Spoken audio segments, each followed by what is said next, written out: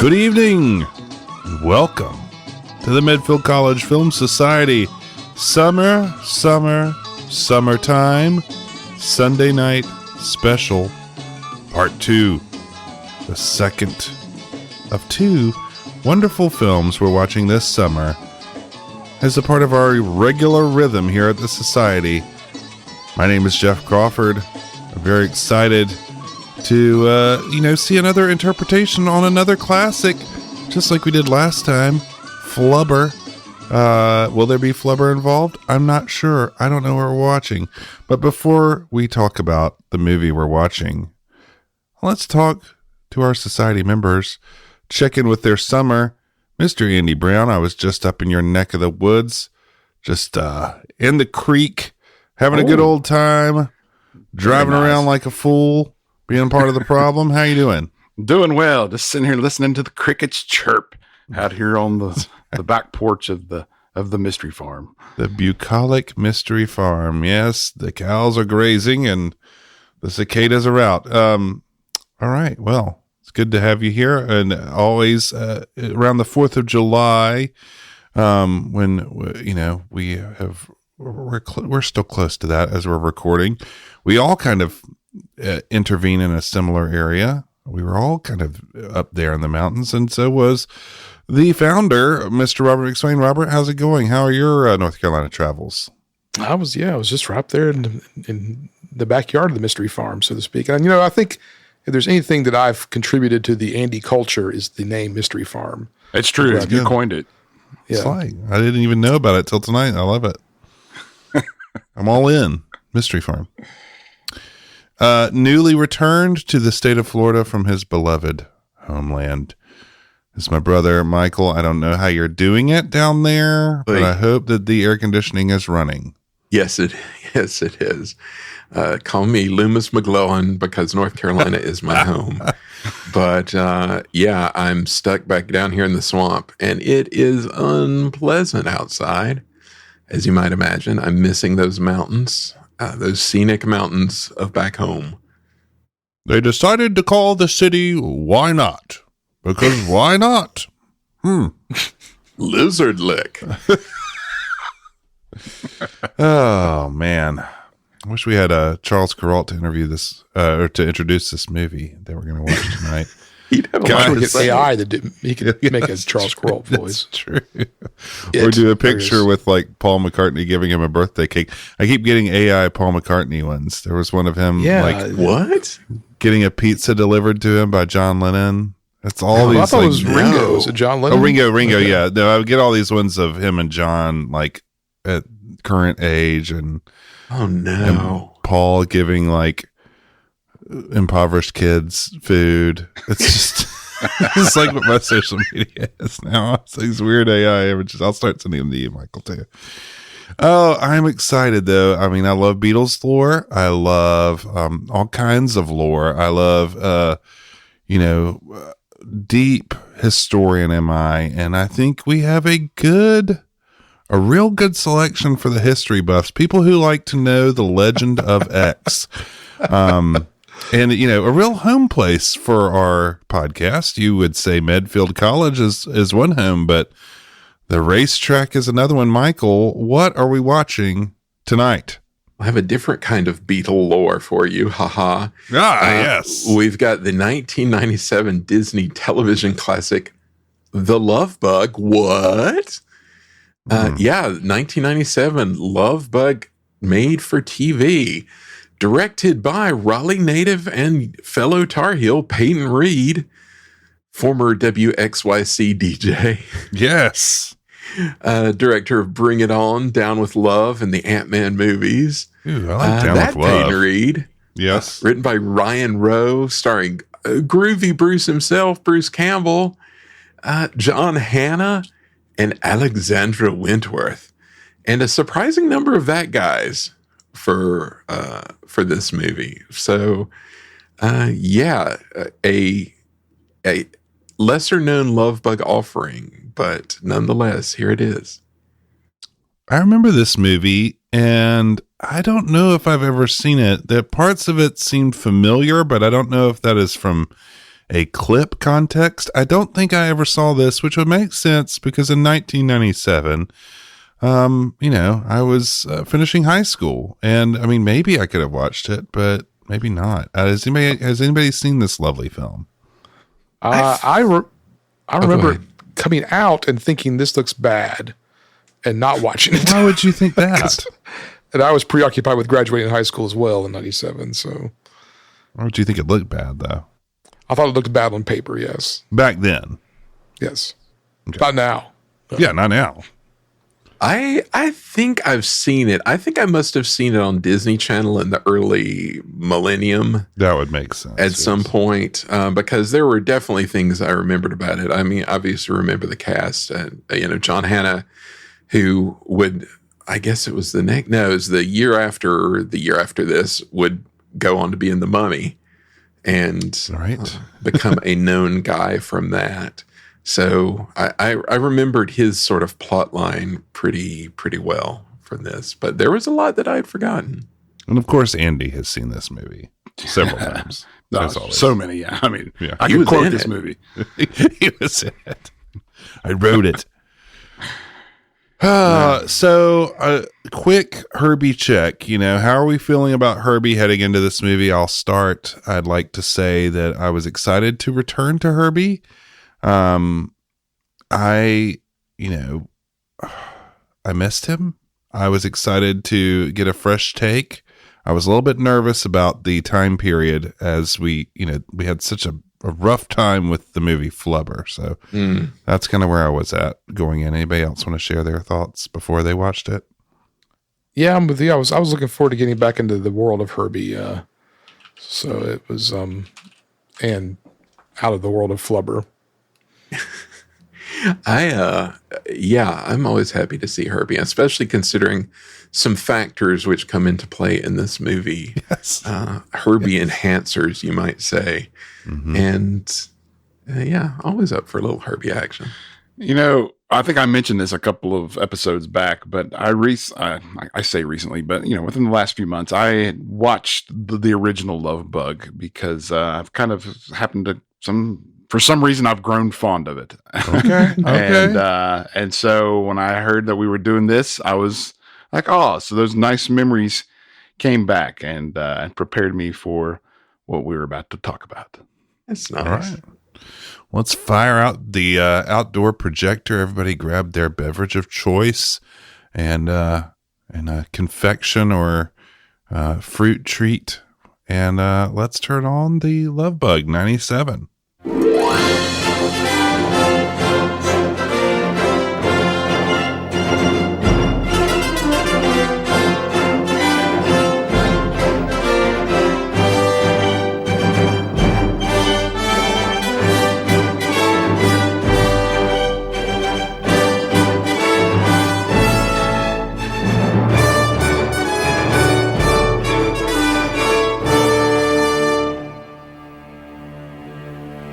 Good feelings gone.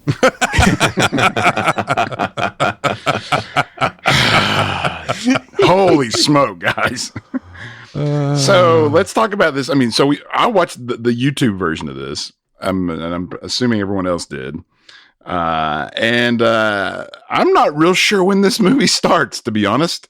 It is. The YouTube video I was using or watching starts with like the old VHS intro, and now our feature presentation. Oh wow! Yeah, that's what I had too. Okay. I watched the version I have on my Plex because I have this movie on my Plex. Nice. Because that's the kind of person I am. Well, it's like I needed some like a movie of the week kind of theme, which I can't believe we haven't brought into this yet, but well, we needed it's something, like a timpani roll because or something. It just goes straight into like the Love Bug title. You need the hello. Yeah, and so it goes Love Bug title, then it morphs into like the little VW bug silhouette. That's not just any off. Love Bug title. That's 1997 3D animated. That is Love Bug like title. Windows Movie Creator Love Bug title. That's right. Absolutely. That made me laugh. It made me laugh too. And then there was like this flashback to the 60s, and I was expecting somebody from Disney to come on and be like explaining, hey, this is there was another version of this, and this is, a new version or something, Sonnett's setting this thing up. And, but the flashback, I guess, is what does that, because it flashes back to the 60s and all these hippies and with the voiceover that sounded like Jim Douglas. Was that, you got the Dean Jones voiceover. What else do you need? Okay. That sent me, man. I was bought in when I had it's like, man, why didn't Dean Jones do a bunch of commercials back then? Like, I know, dog food. Strong. You need dog food. Eat your dog food. Chewing gum. Moochie. Yeah. I thought it was going to be like a Disney Sunday night special intro of some sort. Yeah. I didn't realize this was the actual start of the movie. But there you go, Robert. I did think that the writing made no sense already. I was like, what is happening? It was People just love making out in cars. That's right.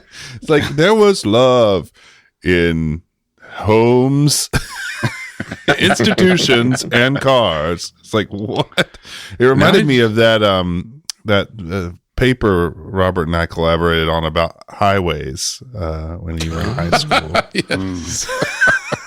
The flashback is a bunch of clips from the original Love Bug film, with Dean Jones saying, "But that was then, and this is now."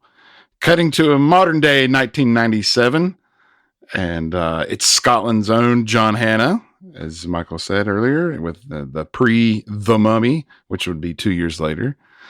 Played the exact same character. He's swearing at what's presumed to be Herbie in the middle of a race, and Hannah's character, whose name is Simon Moore III, is not happy with Herbie's performance, coming in last place. He pulls into the pit, and his buddy, he pulls into the pit, and he is met by his associate Rupert, aka Frankie Merman from Seinfeld, who runs off and digs holes. Fragile Frankie Merman. Yeah, Fragile Frankie. Rupert is really surprised that Simon's come in last place, especially since Simon asked him to track down the actual 53 bug driven by Jim Douglas. Trying not to show his anger, Simon tells him to get rid of it. And Rupert's like, what do you mean? And he's like, I believe I spoke with some proper English, since it's we're the people that bloody invented it, or something like that. And I was like, yeah, okay. It's like, he's eating up the scenery all around him. Is John Hannah? Yeah. I'll give them a little credit here, at least the writing, because they addressed that Herbie used to be famous. Yes. Whereas I was in all the other movies, it's kind of like, who's this weird bug with 53 on it? Never heard of him. Yes. It is really, yes. I also enjoy they ignore the Herbie Goes Bananas timeline. Yes. Yes. They just stick to Jim Douglas canon and nothing else. Simon's upset and throws his helmet at Herbie, who lets out a sad Herbie noise, which is, I guess, it's the first Herbie noise of the film. Oh man, I got notes about the Herbie noises. Don't think the quality is high in 97. No, I think it's off. There's a lot of quality. It wasn't high in 97. It's like the Korg keyboard Herbie noise. Yeah, Casio Herbie. Yeah, I think they had like two sounds. Yeah. But sitting nearby is Veronica, the blonde chick that Simon's sweet on. And he explains to her that he's a bit embarrassed and he should still be racing Formula One because they never proved he sabotaged anything. And they had no right to boot him down to racing in this class of tiny cars. Guys, Simon's what I like to call a butthead. Yeah. And So. That's accurate. Not a lot of nuance is in Simon's character. He's just a jerk. Some real pro-American writing too. He's different. Yeah. He's from another country. Yeah. So Rupert has Herbie towed away, and there's all these little more Herbie sad noises.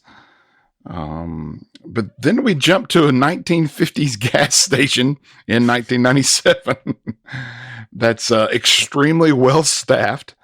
And we're introduced to Hank Cooper, who's catching up on what happened at the race as he's watching TV, and he's really disappointed to learn who won. But then he's soon interrupted by Chuck, who's the owner of this garage. And Chuck's not happy with Hank for some reason. Chuck, man. Chuck, who's in the mod squad. Yep. Chuck, quite a cool past, this Chuck. That he, I recognize him as the guy from, he plays, what was the movie? Half Baked with Dave Chappelle. Oh, wow. He's like Samson or something like that. I think that's who that was. But anyways. Yeah, Chuck's mad at Hank about, he says there's like a car or something overheating, and he yells at Hank saying it's his fault. And he's, kind of berating him in front of the rest of the guys in the shop. All while some great generic 90s grunge rock is playing in the background on the radio. I figured the Crawford boys were enjoying that. Chuck tells Hank he thinks that this place could really be something. And he says that this is where you're going to help me out. And he points towards some signs on the wall, but I wasn't really sure which ones he was pointing at, because it just showed like signs on a wall. And there's like the second annual lady. There's the second annual big fix off, or the vehicular art, an artistic happening. But it actually was the big fix off with, as Michael said, the lady on it.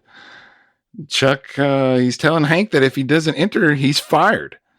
And he'll be not just a washed up driver, but also a washed up mechanic. And I'm like, this is a strange start to this film. Well, and it's like I'm just such a fan of the character of Chuck to come. But it's such an interesting way he's doing the acting. And it's just so like low key, but he's saying stuff like, if you don't do it, I'm going to fire you. It's like, it's kind of, everybody in this movie is kind of making some interesting acting choices. Yes. I felt. Yes. Oh, there's so many more interesting choices to come. Yeah. But this the movie tone is like is weirdly hostile, like early on. Totally. Everybody's just like a vague hostile vibe. But also kind of like, just weird kind of, you can't figure out quite what the tone is going, but there's a lot of hostility, but it feels lighthearted. It's like, what is happening? Yeah. And I failed to mention that Hank is played by our star Bruce Campbell here, who I like Bruce Campbell. I've always enjoyed Bruce Campbell's work. So, Pro Bruce so I'm along for the ride with this, but it's not a good start so far. So anyways, we cut to the next day at the big fix off, where an announcer who I recognize as the guy from Blazing Saddles. Oh yeah. He's leading a car mechanic draft of sorts, where each mechanic chooses which car they're going to work on. And if they win, they get to keep the car. And poor Herbie is one of those cars. And standing with Hank is Roddy, played by Kevin O'Connor, who's also in The Mummy. Yes. He plays Benny, who was the guy that the no Brendan good Fraser. guy. Yeah. Roddy is some other guy that just works at Chuck's, and he's like an artist or something. I don't know what Roddy does. Does anybody know what Roddy does? No, he's like kind of does Tennessee the same thing. Steinmetz equivalent of like the hippie, like far out hippie weirdo artistic dude who can talk to Herbie. Yeah, I mean, I get his point in the movie. Because Chuck says something about, like, I keep him here even though he doesn't do anything and is just like a leech or whatever he says. Yeah. And he says, but I know he's worthless, so that's okay. Yeah, so, I mean, already that's a weak point in the plot, but yeah, we'll move on. All the other mechanics who are contestants are picking their cars and skipping right by Herbie, and Roddy points out that Hank, Roddy points that out, and Hank's like, yeah, because he's a piece of junk. And Roddy's got a bleeding heart, and he feels bad for the little car getting looked over, and he says a few things that stirs something in Hank, who decides to pick Herbie when it's time for his selection, and of course, drawing laughter from the other contestants. Which was we ridiculous. It is. Everybody walks by and like pauses at him and just like shakes their head or laughs. Yeah. But also like, okay, we had started out great where people knew who Herbie was, but then we still got him in the junkyard. We still got him back in the junkyard somehow. It's like, wait, Didn't he just not run very well? And like, why is he in the junkyard? It makes me crazy that we wind up with Herbie down and out again. Yeah. Like he should be in a museum or with Jim or something. Right. But can I just say that I enjoy the concept of this event? Yes. Of like having a bunch of beater cars and being like, if you can fix it up and win a race, then you get to keep. I don't know why. I was like, that's a cool idea. That's fun. I'd watch that. And I like the idea of fix it up and see if you can get it running enough to do one lap. I mean, it's just kind of fun. It's kind of like these contests where they like make people eat a bunch of food and then say like, all right, now run over there, then run back. And see it's the same kind of idea. I like that. Yeah. And it has a weird sort of power washers into it. I don't know, but I'm all for it. Agreed. Well, we get a strange cut from the laughing at Hank. It's a strange cut to Chuck, who's just looking at Herbie, and I'm assuming. I'm hoping, I guess I should say, that it's not a cut within the movie, but the YouTube video that I'm watching just happened to cut off 2 seconds of the scene I missed. But for me, there was a strange cut to Chuck, who's just looking at Herbie, and Hank telling him, all you said was that I had to enter. And then Chuck storms off eating cotton candy. Yes, I love this big cotton candy. Yeah. So he doesn't say a word, and he just walks away eating candy, hot cotton candy. I was like, okay. Oh my gosh, yeah, Chuck's something else. But the big fix-off contest begins, and Hank and Roddy are looking under Herbie's hood, and Herbie is beeping at them, and Roddy somehow understands that Herbie is talking to them, saying something like, it sounded like he was saying it's the distributor. And sure enough, to Hank's amazement, when he looks at the distributor, it's cracked, and Roddy tells Herbie it's going to be okay, and you just need some TLC. So already Roddy's clued in on Herbie's deal here. It's not clear why, but he's they were kind of quick to go to this. I felt like making first contact with Herbie or whatever. Yeah, Get to the point. And Roddy is no Tennessee for sure. No. Well, they finish up the fixing part of the big fix-off, and now it's time to race the cars to see who can win. But before we do that, we need to meet the judges. First, it's Donnie Schatz, played by no other than the Monkees drummer, Mickey Dolenz. Gotta have Mickey Dolenz in this era. This cast is stacked. It's so, yes. I was like, how Mickey Dolan here? And it's like stogie chewing Mickey Dolenz. It's wild. He was on Boy Meets World around this time, Yes. It's his resurgence. He was trying to reboot his career. I guess Must have been in with the Disney inroads. And he, like, when he arrives, his car looks like a spaceship or something. Yes. I mean, that was so weird. Yeah. Never to reappear, right? No. Well, yeah, not that version Not that, of a car. Yeah. But I think they said something about how he does custom cars. He's like one of these like wacky, I can't even think what you call them, but yeah, like crazy custom cars.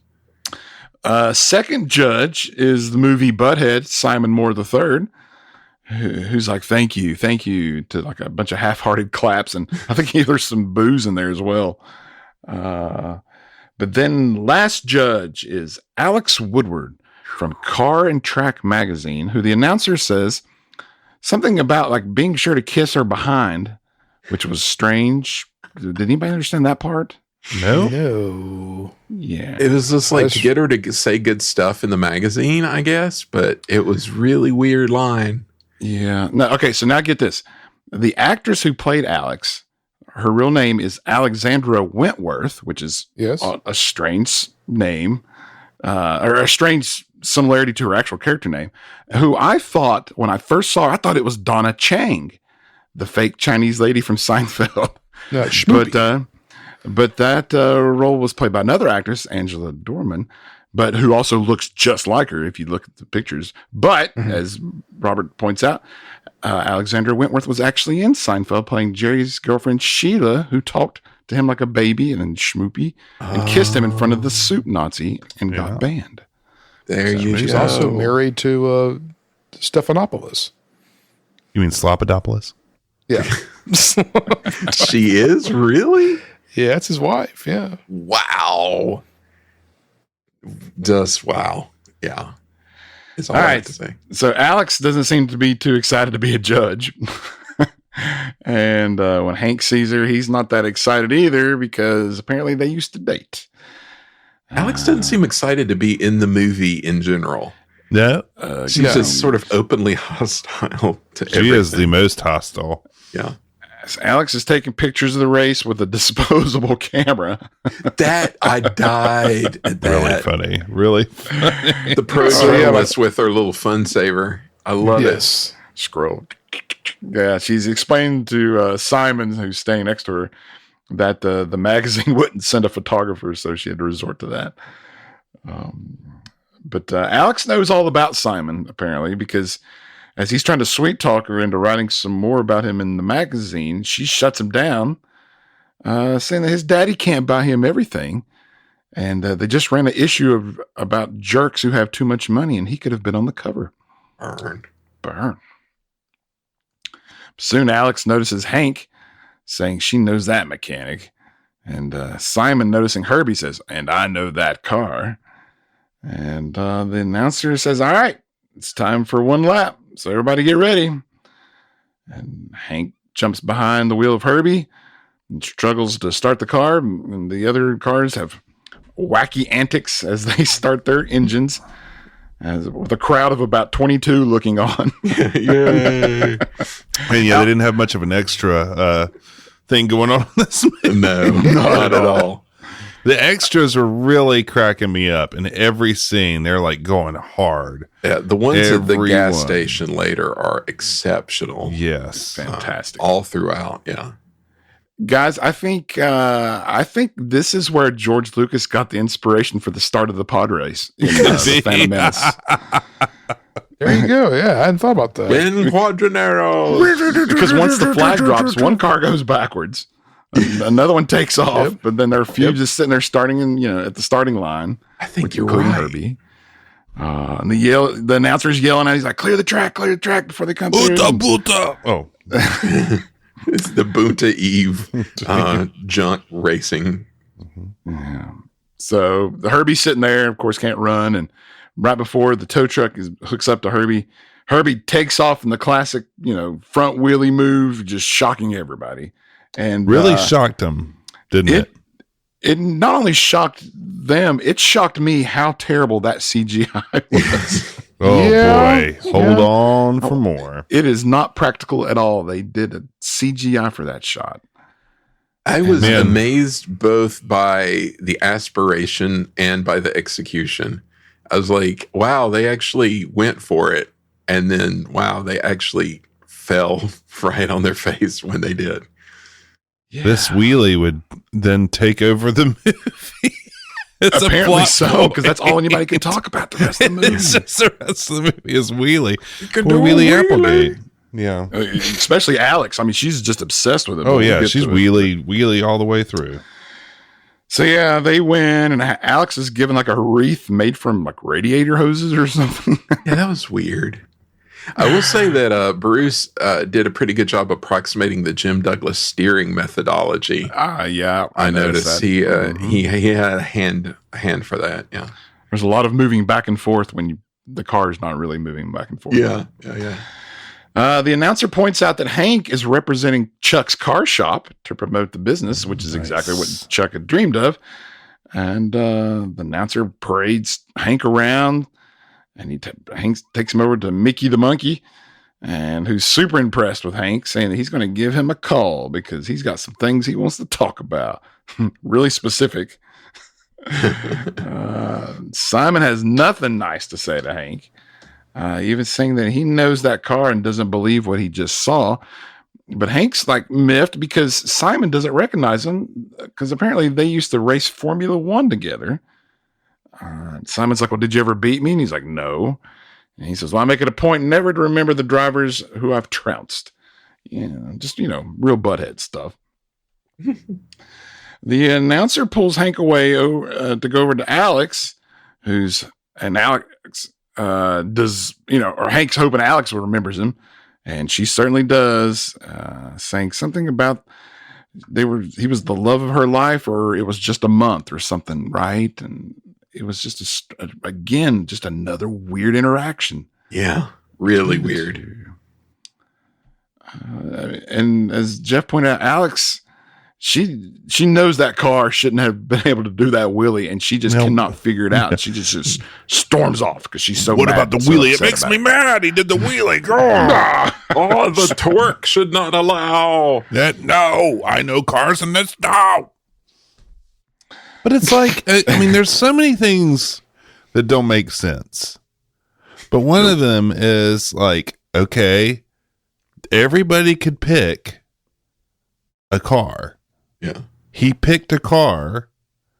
He worked on the car like they were supposed to. There's not like a wheelie clause. Like, why are people so upset? Like, you can't do a wheelie. If you do a wheelie, it means you didn't actually do it. There's so many things I don't understand. We all sat here and watched you do this thing, but do not believe that you did it because you did a wheelie. That sort of seems to be a theme throughout all these Herbie movies. It's like, nobody wants to believe that this is real. Well, and the funny thing is there's all this stuff about driving that doesn't make sense to me in every Herbie movie. Of like the driver being like, well, I can drive. And then they're like, whoa. Yeah. And then they're like, oh, but I drove. And it's like, wait, what? Yeah. It's like, that's secondary. No one really cares. No one cares about the driver. The audience doesn't care about the driver. The people in the movies don't care about the driver. They just want to watch Herbie do his thing. That's right. So, well, a little while later after the race, Alex is getting into her Porsche, and Hank and Herbie pull up, and he addresses her as, hey, lady, nice car. Just strange, but and he wants to understand why nobody believes that he was able to drive that car one lap around the track. Well, she points out the whole wheelie thing. She's got her knickers in a wad, and so she says it's impossible for that car. And then she recalls, she's like, I thought you quit being a driver. But then again, strange cut, very next scene, she's in the passenger seat with Herbie. It doesn't explain why. She's just there now, and she says, this better be good and fast, which made me chuckle for the wrong reasons. But so yeah, she's in the car, and she wants to know that what she saw was real.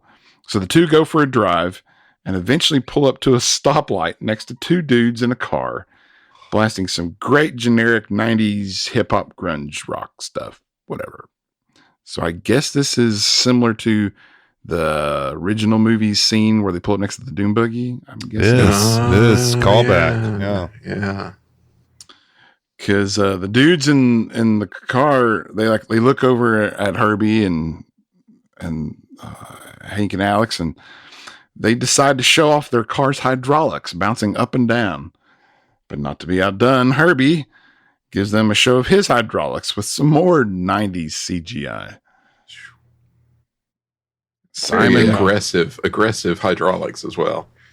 It's just like, I just don't understand why they go so far in movies like this. Like why so much hydraulic moves? Yeah, why does it take so long? I was going to say, it was like, I think it's cool that they have the hydraulics thing and how it lowers it up and down, and even just the bounce. If you can get it in the rhythm of the bounce, I think that's kind of cool. But the awkward up and down and shaking, I don't understand why people think that's cool. There's a lot I don't get. Yeah. I don't know. Maybe I'm just a simple man from the mountains of North Carolina. Right? I don't get it. Okay. I don't get why she's like, prove to me you did the thing I saw you do, which I don't know what that means. I was like, I saw you do it, but I don't believe that you did it. So do Right. it again. Right. I don't know what any of that means. But so they're going to do a dangerous stunt. All right. So they leave the racetrack and go down this residential street Yes. to do it. Right. They I go mean, that's down not where like you do that. the streets of America. It's like they drive right from the racetrack to the streets of America It or is Sesame Streets of Street or America, whatever. You're on the back lot. Yeah. It's clearly, you can tell it's a back lot too. I don't get it. So while all this is going on, here comes Simon and his girl Veronica, and they were walking down the street. I don't know why, but they just Yeah, happened Like there. you would be walking through that neighborhood.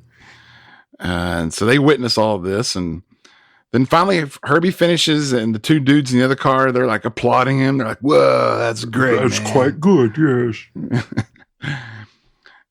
And Alex is like, "When did you rig it to do that?" And Hank's like, "I didn't."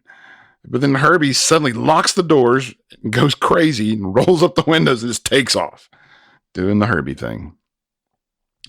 Simon turns to Veronica exclaiming, "How can that car do those things?" And Veronica, who I think's mute at this point in the movie because she hadn't said anything, she just kind of shrugs her shoulders. So flying down the road, Alex tells Hank that he can knock it off, but of course Hank is not in control, as we all know. And then they see a sign that says "Danger, road out." And they're screaming their heads off, but Herbie safely stops just in time, which I think was like a composite 90s CGI shot of it sitting there over the, I don't know. Road. Yeah. Did you guys notice that one? No, I didn't, but I totally believe it. Yeah. Even with the bad Really can't stand the YouTube CGI quality, I could still tell it was awful. It's just so But bad. well, Hank calms Alex down, and then suddenly she thinks this is a good time to talk about the relationship. This Alex was amusing to me. It's like I just want to talk about our relationship. Yeah. Yeah. It's because she kind of talks like that. You're right. Yeah, like her acting is mostly done through eye rolls. Oh yes. yeah, she's got like a historic eye roll. It, like even best Tina Fey. It's just like the biggest eye roll ever. Oh, brother. Well, Alex isn't the only one who thinks this is a great time because Herbie thinks it's a great time too, and he prevents Hank from getting out. Classic. And she wants to know why he broke things off.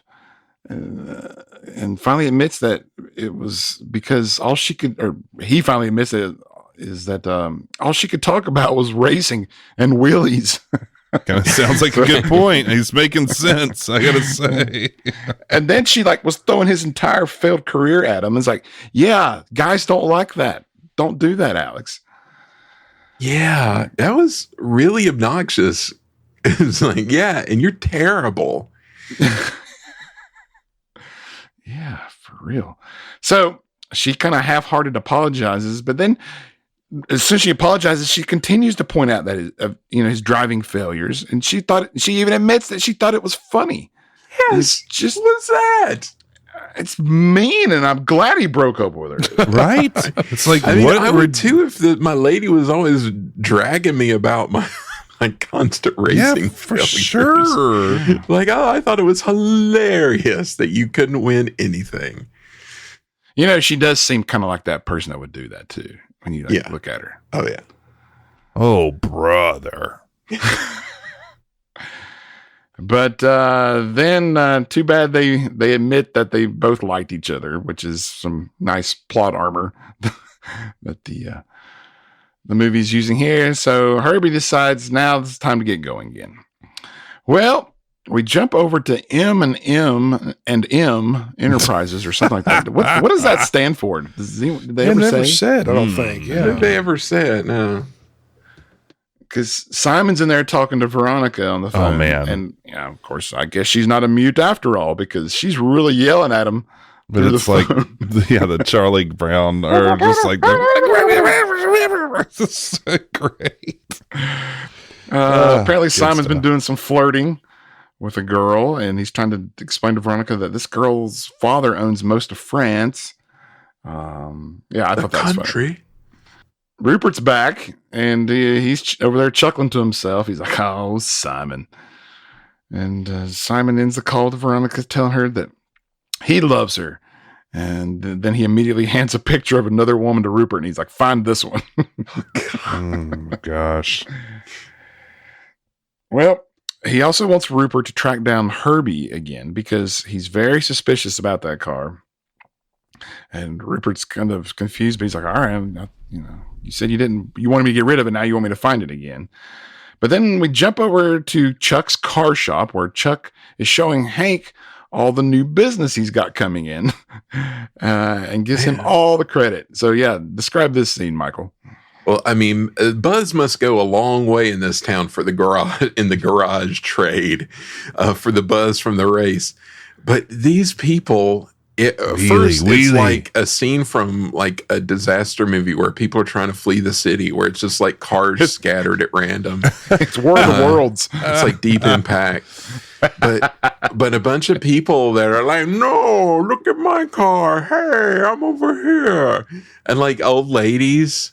The old ladies are my favorite because, but all these people are just really special. You know why? Because they heard about that wheelie, man. They heard about the wheelie, and they came wanting a wheelie of their own. I want my car to do a wheelie. I want to do a wheelie. I wish Alex had been there just to explain to all of them that it's impossible. And, your crummy car could never do a wheelie. Yeah, here's a wet blanket. Yeah, have a giant wet blanket. It's a horsepower to weight ratio. That's right. That's it. Yeah. Pulls down to like a chalkboard and starts trying to do the math. Just doesn't add up. Well, who else is excited though? Roddy. He's there. He's congratulating both Hank and Herbie, saying that he thinks Herbie is happy to be with them. Of course, he's not calling Herbie by Herbie's name, but you know what I mean. Chuck also tells Hank that he's going to give him a raise, saying that now that he's got him motivated, he doesn't want to lose him yet. And Hank's like, "What are you talking about? Lose me to what?" And that's when we find out that Mickey, the monkey drummer, is putting together a new racing team. It wants Hank, but Chuck's like, "I don't want you to go over there. I just wanted you to." I told him no so that you can kind of make up your own mind and you can kind of stick around here a little bit longer or something like that. I'm assuming. I don't know. At this point, I'm already starting losing interest. Chuck's playing mind games. I don't know what he was after here. Chuck's getting really postmodern, man. It's just getting out there. So just then, Alex calls looking for Hank. And when he says hello again, the movie immediately jumps straight to them that evening. Did it do that for you guys too? Just want to make sure that happened in the version of the movie. Okay. So it immediately jumps to them that night, also in the garage. Yeah. And Roddy is like shining a weird light around, like doing some sort of artistic process. I'm not really sure what's happening, but apparently Roddy has an art show that night, and Hank promised him that they'd stop by. And Alex is like, "All right, cool." But she's really, she is still really infatuated with Herbie and cannot stop thinking about the wheelie. It's the wheelie, well, she's man. like, "I really came here to see the car. I can't stop thinking about it." It's so weird. Calm down, lady. So Roddy likes the idea of them coming, and he reveals that the car's name is actually Herbie because Herbie told him.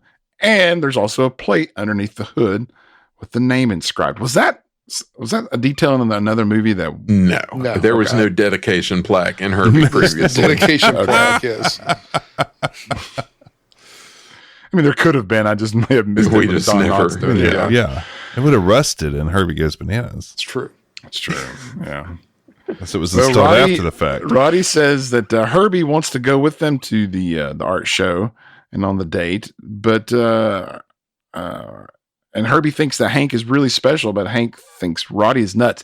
And I admit, Roddy, the guy, Kevin O'Connor, he is playing Roddy as a complete weirdo. Oh yeah, yes. I'm believing him for sure. If we were ranking this thing, I would ding that for sure. Because it's driving me crazy. it's actually starting to become very obnoxious in a way. So while they're arguing, Herbie's like flashing his lights, and Alex is like, "What? Huh? What's going on? There's something going on with the car." And she offers to take her Porsche instead.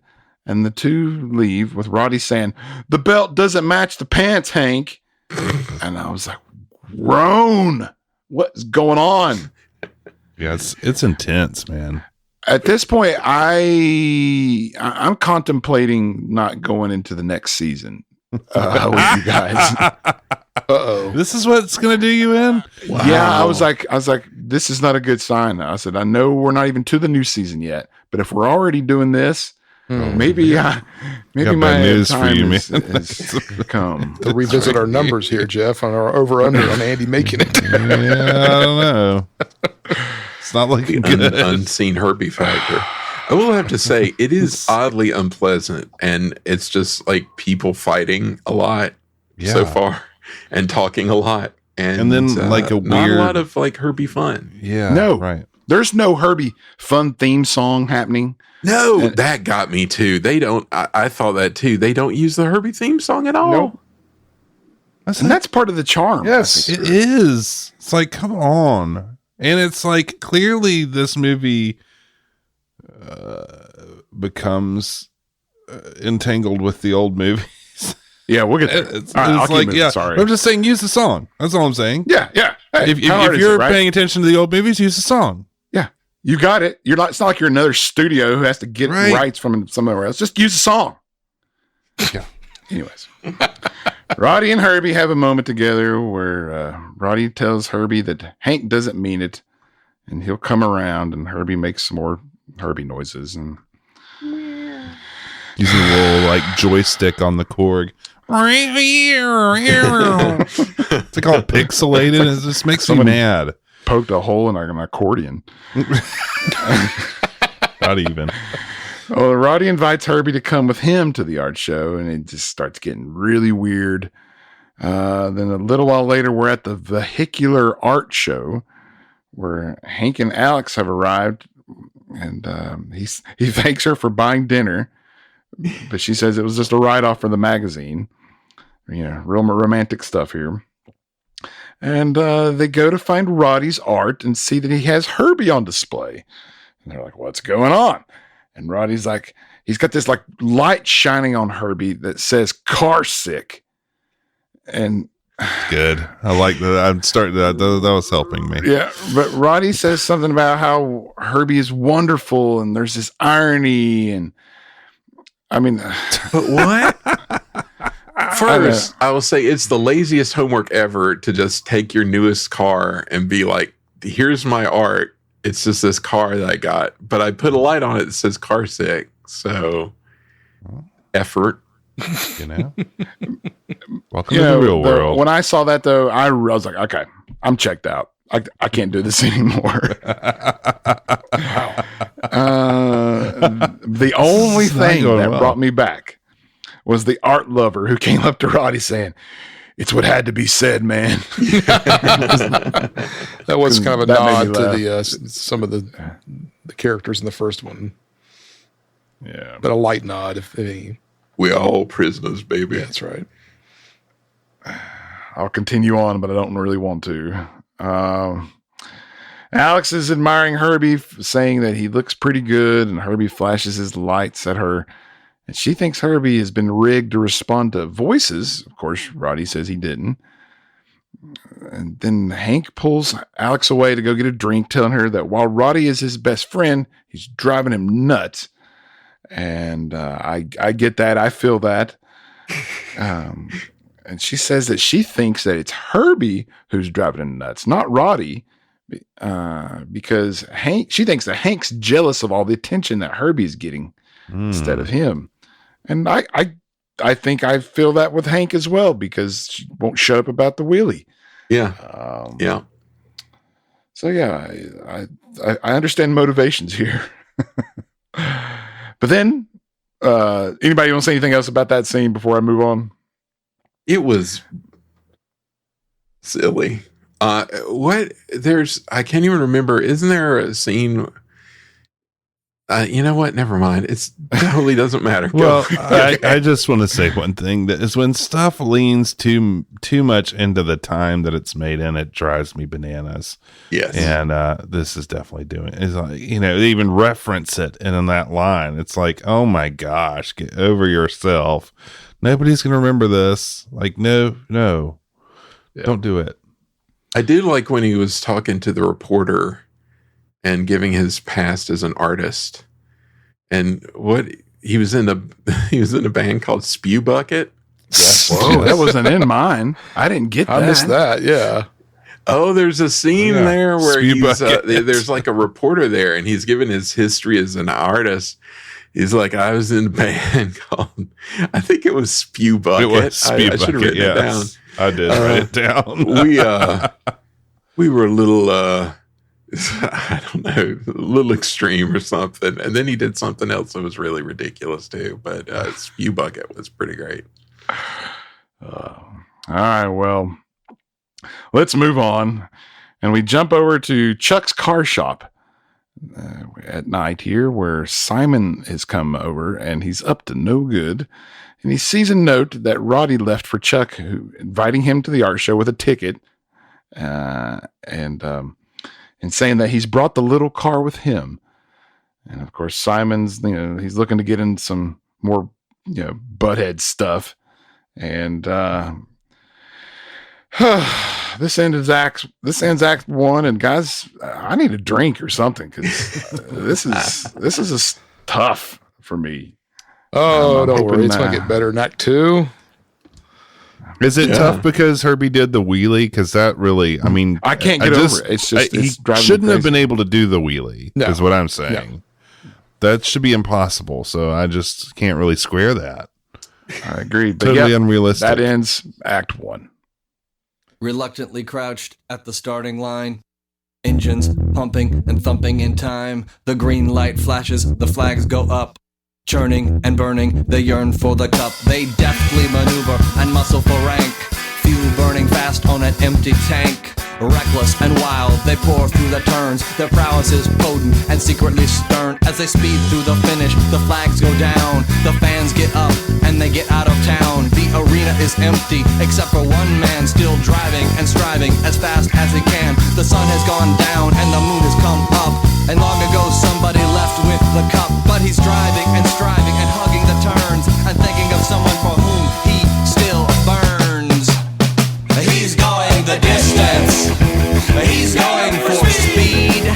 She's all alone in a time of need. Because he's racing and pacing and plotting the course. He's fighting and biting and riding on his horse. He's going the distance. Oh boy, here we go. Act 2. So Simon shows up at the vehicular art show and finds Herbie on display. He starts interrogating Roddy as he tries to figure out what's going on with Herbie. How can he do that wheelie? How can he do these things? Torque to weight ratio. Yeah, it's got to be something. Alex is chatting it up with Hank. It seems Alex is seen and taken part in all kinds of cars, but she can't stop thinking about that little bug of his. Just can't let go of it, guys. What's going on? I can't stop thinking about that bug. I think she even said she took a part of Duesenberg or something. But yeah, I've seen everything from Duesenbergs to whatever. I was like, yeah, baby. Red flag, Hank. Run the other way. So it seems Hank is feeling like he's playing second fiddle to Herbie. Once again, we're playing the same tired old game. I don't believe this car is special despite all the strange things that's going on. It's my driving that's making this car special, not the fact that this car can, have hydraulics when it wants and drive itself. I'm just going to ignore all these strange things it's doing. It's all about me, the driver. Some commotion breaks out as Simon jumps inside Herbie, much to Rodney's protest. Strange protest, I might add. What's the actor's name playing Roddy?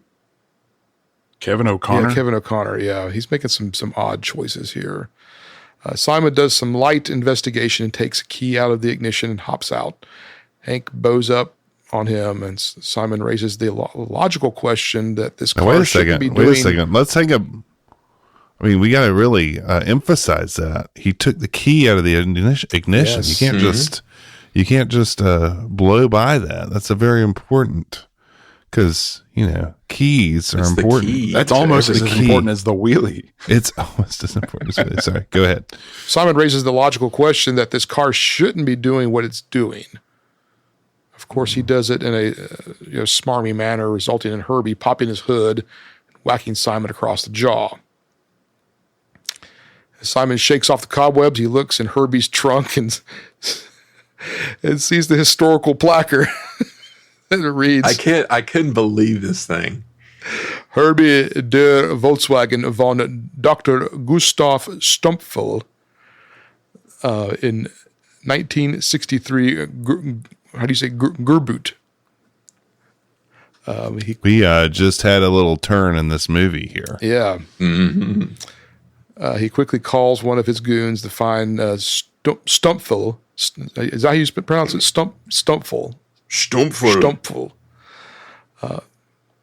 Back at the race headquarters, Rupert says he's found Gustav. He walks, and in walks Harold Gould, holding an arm full of blueprints to validate his character's engineering prowess. Okay. That's exactly okay. My kids were watching this, and they recognized him from The Sting. So nice, yeah. Very nice. So Gustav says that his government. I knew you'd pick up on this part. His government hired him 50-something years ago, give or take a few years, sometime in the mid-40s in Germany. They wanted him to build a car for the people. For the people's car. For the Führer. Because, the Volkswagen, and in particular the Volkswagen Beetle. I mean, guys, it has has a little bit of a dark history. We're kind of tiptoeing around here, guys. Is this our first Nazi of the podcast? I think indirectly, yeah, I think so. Yeah. Unless we get the bedknobs and broomsticks, then we'll get into some hardcore Nazis there. I was just about to say until we get bedknobs and broomsticks. But our first Nazi scientist. So it seems that the U.S. military caught wind of Gustav and swept him up with Project Paperclip. And if you're not familiar with Project Paperclip, it was when the U.S. government ran through Germany and grabbed every engineer and scientist they could find and ended up putting a man on the moon because of it. Yeah. And they just sort of glossed over some of what these guys were doing in their spare time in Germany in the 40s and 30s. Like making cars do wheelies. And so he gladly came to the United States. He was young and innocent, I'm sure, of any wrongdoing. He just,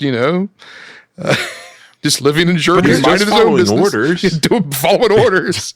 He was told to make the people's car. And this is a strange flashback, isn't it? Yes. All of a sudden, yes. All of a sudden, the movie cuts to a flashback in black and white with a young Gustav being shaken down by the U.S. military. But they're doing it in a weird, stereotypical 40s accent. We want you to build us a car, you see? And it seems like the military confused Volkswagen's meaning, people's car, as a car that was a person. What? I just loved it. I loved it. Oh, it's so weird. And it's such a weird thing. I think I watched this with, I watched this with my kids, and I was back channeling Jeff, and I'm going, this movie, this is where I was just going, what in the world is going on here? First, what a weird backstory. First, you don't give Herbie a backstory because that's just impossible. You don't try to explain Herbie with science. The Herbie origin story that nobody wanted. But you also especially don't go back to Nazi scientist creation backstory. No. Oh, man. So Gustav sets out to build a sentient car. So the people's car, the car people. he's got his Dr. Frankenstein lab all set up, and he's got like big vats of things. He's mixing stuff in, and he just happens to knock a picture of his lovely wife into the vat. I think that was his wife or his girlfriend or somebody. I don't know. It's his wife, yeah. Special lady. Special lady friend. It's like silver frame, which was sitting by the vat of like acid or whatever it was. So his scientific explanation is his strong feelings he had for his wife made Herbie alive. Knowing that the military Herbie had the soul of his wife. I don't know. Oh, that would have been even better. So I'll take a side trip here real quick because I was trying to explain this movie. I was on a video shoot over the week, and my crew they're big fans of the podcast. So Joey felt like he said that they should have had this, like if they were going to do dark, they should have had like where Herbie like accidentally kills a kid and the kid's soul takes over the car. And he's like, that would have made more sense than this. It's a little dark for Herbie though, but I did get a laugh out of that idea. I mean, 6 of one, half dozen. Yeah, the Nazis, Herbie killing a small child, So anyway, back on track here. Her scientific explanation was that his love for his wife seeped into Herbie, but he knows that the military would use it for evil. Come on, the U.S. military would never use it for evil, right? No, neither would the Nazis. Yeah, they weren't going to use it for evil. So he hid Herbie. He later found out that Herbie had found a good home with a young man named Douglas. Yeah, and he had been doing some racing. So he was happy to see that Herbie. It's like, he just took Herbie out to to the woods and said, "All right, you're free." Yeah, like where do you to a farm upstate to let Herbie a sentient Herbie car? Go. You just take and don't drive anywhere. Just be good. But then, if they're going to go through all this explanation, then explain how Herbie got to the United States. Yes. Well, if I interpreted that he was brought to the United States and then built Herbie. Oh, that's true. Yes, that's true. He would have been in the United States when he made it. That's true. So, right. Okay. At Roswell. Yes. So Simon's proposes that Gustav build him a sentient car, but Gustav says he doesn't have the facilities. Just then Simon walks through through some double doors to a large room, flips on the lights to reveal a giant factory full of everything he would need to build a car. And a bunch of CGI. Yes, all of it CGI. So Gustav says he'll need a fragment of metal from Herbie to start, and Simon pulls out the key from his pocket. Oh, the key that he took from Herbie. The final piece of the puzzle. Is that considered a part of Herbie? See, I was kind of on the fence on that I guess, one. I guess it is. I don't know. Yeah. You should have stolen like the shifter knob, the knob on the top of the gear shift. But that would have the whole thing derails because there's a big plot hole. Yeah, that's true. Yeah. True. That's all right. Just one. Just one. That's the only one. So Gustav says he needs a picture of someone that Simon loves. Rupert returns with a picture of Simon. And here we go. Back at the garage with Herbie, Hank is looking for the key. Donnie shows up wanting to see Herbie and do some tricks. Whoa. He doesn't just show up. He rolls up in a car with a shark or something in it, doesn't he? Yeah. The car is a shark. It's just another weird design.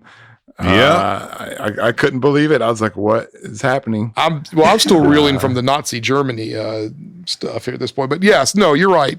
And thank you for pointing that out. I mean, is California car culture this out there? Am I just out of touch with California? I never saw anybody driving around in a shark. Okay. In my time there. Okay. No. So yeah, Donnie, is it Schatz? Is his name? Yeah, I think so. Shows up and he wants Herbie to do some tricks, and Hank thinks Donnie wants him to be a driver, but Donnie says our Mickey Dolenz does some really Class A acting here. And he snarks that he just wants Herbie for entertainment, not for racing. And he chews on his cigar. Could you, this is a point where when Leonardo DiCaprio kind of squints, he kind of looks like Mickey, if you ask me. They kind of favor each other. Does anybody else see that? Or I could see that, yeah, perhaps. Yeah. I'm going to have to go look now. Yeah. Gosh, too bad I'm not on social media or I'd put that out there. Everybody go put that on social media. So Hank feeling dejected that Donnie doesn't want him for his skills, but for the gimmick that is Herbie is still dealing with his bruised ego. Hank storms off and Roddy comforts Herbie because he's hurt Herbie's feelings. But Is this the scene where Roddy is wearing a Super Chunk t-shirt? I didn't You notice notice that. I did not notice that. No. How A did I little bit miss of that? triangle rep there. I suppose. Dang. Back in the factory, Gustav is concerned that something has gone wrong. Seems the car they've built is evil. Simon is very pleased and wants to eliminate the competition and orders Rupert to rub out Herbie. Is it an evil car? I mean, this is what I remember from seeing this when I saw it like 20 years ago or whenever it was. The fact that they built an evil Nazi Herbie, I was like, okay, you sold me. That's ridiculous. I'm all in. Yeah. But I mean, Evil Herbie's Nazi Herbie. already Nazi. Yeah. Yeah, so this is like a evil Scottish one. Yeah, that's true. Yeah. Scottish Herbie.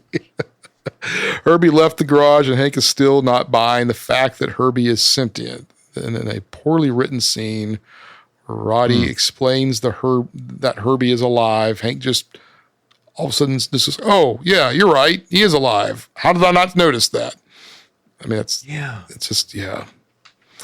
Also, notice this is after now the big fix off in the vehicular art, but the signs are still up on the wall. Do you even notice that? No. Come on. But just living off that glory. So Herbie's out wandering around the New York backlot looking for Hank, while Hank is doing the same. Then suddenly Herbie... I thought it was the Seinfeld city lot. I really thought so too for a minute, and it may have been. I wondered that too. I didn't dig any deeper, but yeah, it did have some same kind of feel as the Seinfeld city backlot. I'll tell you what, it doesn't feel like L.A., which is where it's supposed to be. No, it doesn't really. I love the idea you can just sort of go out in L.A. and sort of just jog around and hope to run into your wayward car. Like, I'll just jog around. I'll just go block by block and see if I can find him. So then suddenly Herbie heads into a dark alley and is confronted with evil Herbie and starts shaking. Out steps Rupert. And burping. What's that? And burping and like growl burping.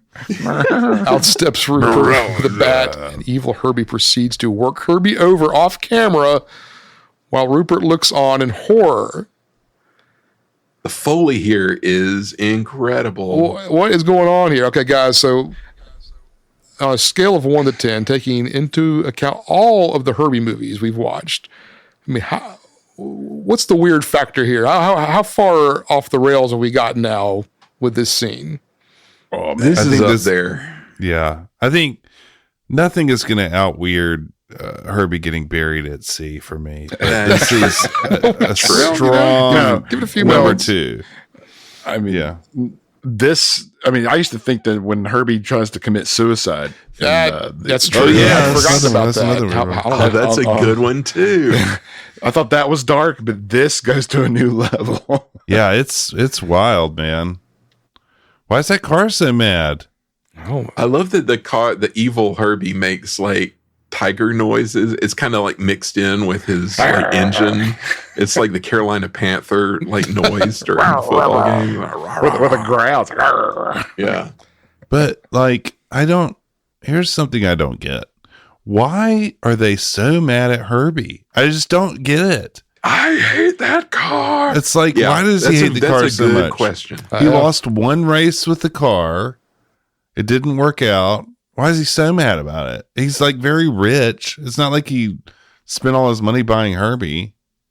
I don't understand. Right. Also, like, if you're an F1 racer, wannabe, back again, whatever, you could buy any car you want. Why do you care about, like, old Volkswagen? And you have an evil Even if one it now. won one You have an race. evil sentient Volkswagen. Right. So be happy. Right. That you built in like one day. Yeah. Also, but Right. it's You like can make as many as you want. Extremely fast.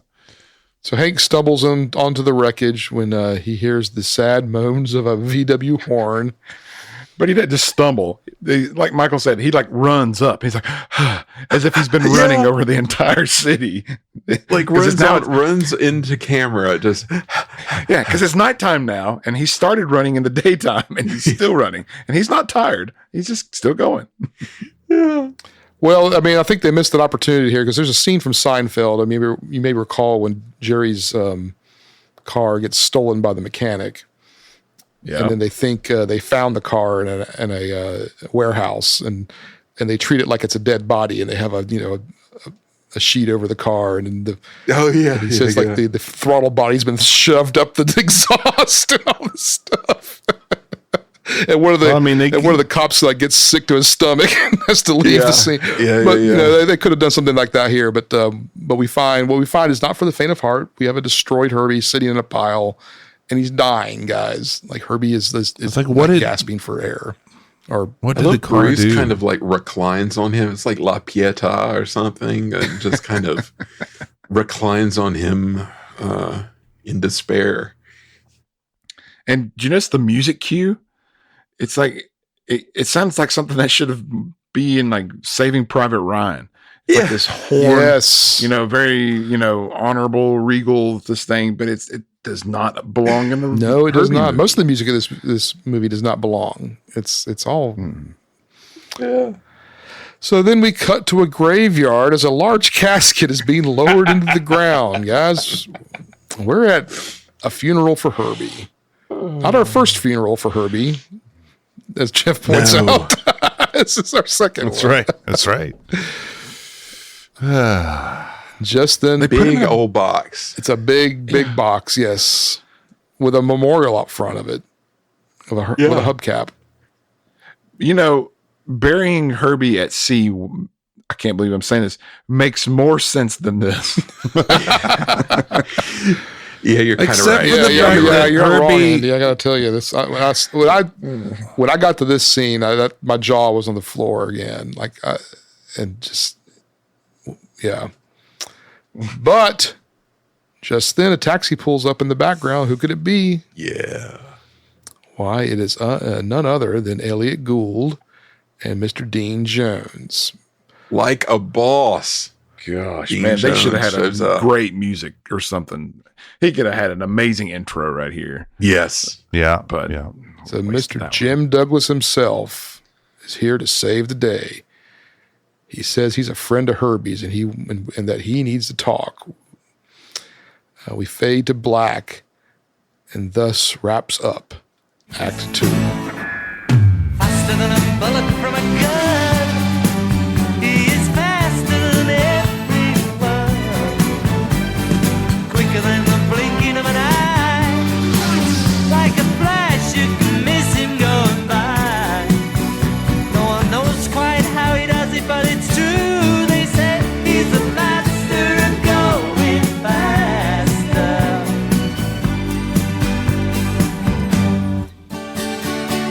Now he moved into the space that the special people share.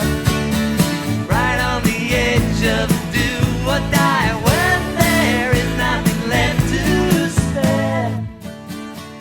Can't even tell you how hyped I was to see Jim Douglas. Well, I'm like, please save us. He's got Oh, that yeah. gravitas, man.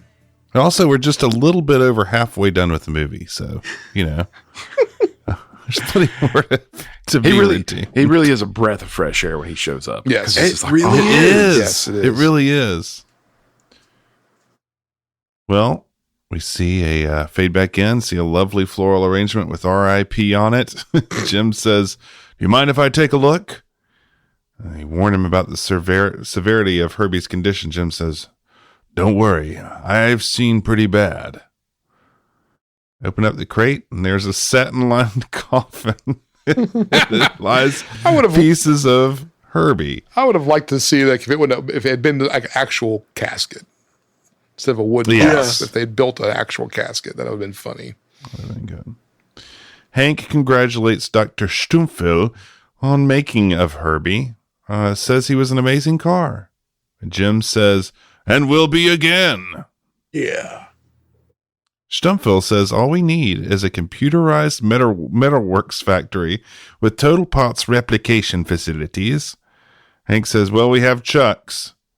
You know, I'm with you, Michael. This whole, I'm hating that Herbie is like something that can just be created in a factory or in a shop. I mean, you lose the magic of Herbie, the charm. That's what was so wonderful about him. The magic is he put his wife's soul into it to live for perpetuity. Want him forever. I hate this. This feels so industrial. It feels very 90s that they did this way. Yes. Instead of, it's like they've lost the wonder. And so they're gonna franchise Herbie. Yeah, There shouldn't be like a recipe to make a Herbie. No. Right. Yeah. Gosh, really I mean, Jim slams the door on the coffin, declares we're going to rebuild him. So, I mean, he just knows that it's going to happen. Like, has this happened before? I guess. Because it's really, I mean, it's a fantasy. That's Herbie. It's like, the kid with the invisible friend, essentially. Mm-hmm, yeah. But they're like saying, no, it can be recreated. Here's the formula or whatever. And sold. I hate it. It's very cold. It's the 90s. I just don't like it. Well, they're back at Chuck's. Douglas declares that all the pieces have to be remade from the existing pieces of Herbie. It's just like a real, like, are you sure about that? Like, yeah. I mean, all of them? Like, he's never had a new belt? Like, what's going on an oil here? filter? Does that take its essence away? I mean, come on. Like, is it the thesis paradox? Yeah. Oh, yeah. The Herbie of Theseus. It won't work. It won't be Herbie. Stumpfel says, yes, it could cause him to lose his vital essence. To which Alex just drops a piece of Herbie she's holding, which was kind of made me laugh. Unfortunately, Hank decides he only has one option, which is Mickey Dolenz. He goes to Mickey Dolenz, and surprisingly, despite clowning him 5 minutes ago, he just agrees to work with him. No problem. He likes money. So much for that plot line. Sure. Yeah. No worries. All of that was for naught, except that he will do it. Wish they had the monkey mobile in the background. That'd be good. Yeah. Dolenz was like, I can't have you portray me as a jerk. My fans wouldn't like it.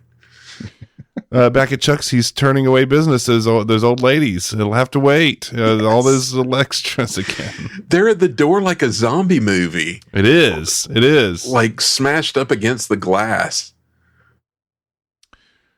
Jim Douglas is in his coveralls being wistful in his shop. The first of many wistful Jim Douglas shots. This is the movie to me. This like is they what got it's all him in the about. coveralls again. It's great. Yeah. When just jumping back real quick, when Chuck is turning away the crowd, the business, he's like, I think this is important or something. He has a nice line read.